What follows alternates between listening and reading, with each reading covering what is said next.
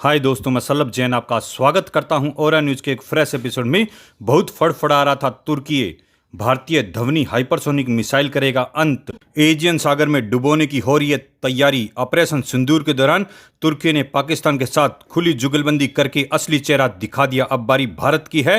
तुर्की एक दुश्मन ग्रीस में भारतीय सुपरसोनिक ब्रह्मोस और अगली पीढ़ी की हाइपरसोनिक मिसाइल ध्वनि की मांग होने लगी है। ग्रीस इससे तुर्की की नौसेना को निपटाना चाहता है। ऑपरेशन सिंदूर के दौरान तुर्की ने भारत के खिलाफ अपना नापाक चेहरा दिखा दिया।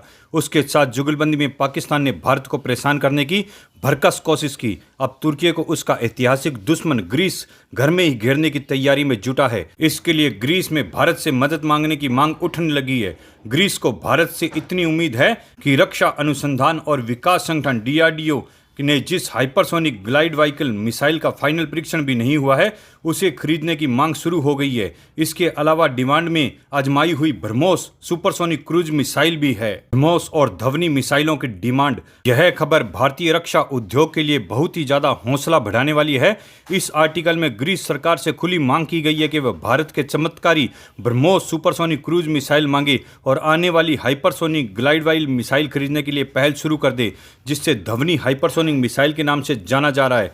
ग्रीस मीडिया के अनुसार उनकी सेना को अगर भारत से ये दोनों मिसाइलें मिल गई तो एजियन सागर में तुर्की का दबदबा हमेशा के लिए खत्म हो जाएगा और उनकी सारी चालबाजी धरी की धरी रह जाएगी। ध्वनि के फाइनल परीक्षण की हो रही है तैयारी। दरअसल एजियन सागर में तुर्की लगातार अपनी नौसेना के प्रभाव को बढ़ाने में जुटा है।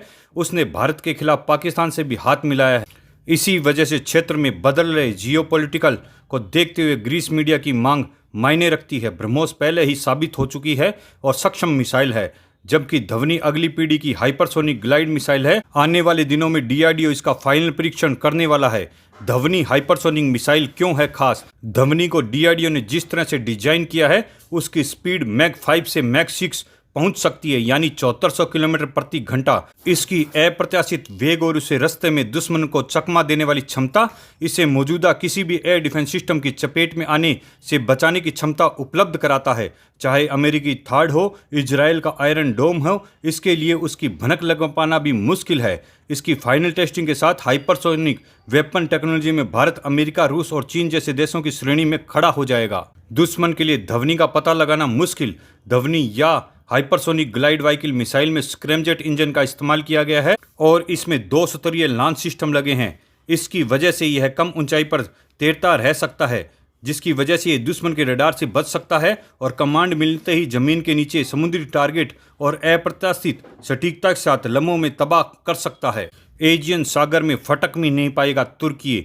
ग्रीस की मीडिया चाहती है कि भले ही भारत सरकार से ध्वनि हाइपरसोनिक ग्लाइड मिसाइल खरीदने की प्रक्रिया में थोड़ा समय लगे, सरकार को ब्रह्मोस मिसाइल सिस्टम के सौदे के लिए आपात स्थिति में बातचीत शुरू कर देनी चाहिए। ग्रीस के अखबार का कहना है कि अगर मित्र राष्ट्र भारत से हथियार मिलते हैं तो तुर्की की नौसेना एजियन सागर में विस्तृत क्षेत्र में फटकना भी असंभव हो जाएगा। बता दें कि फिलीपींस पहला देश है जिसने 2022 में भारत की ब्रह्मोस खरीदी थी। भारत माता की जय।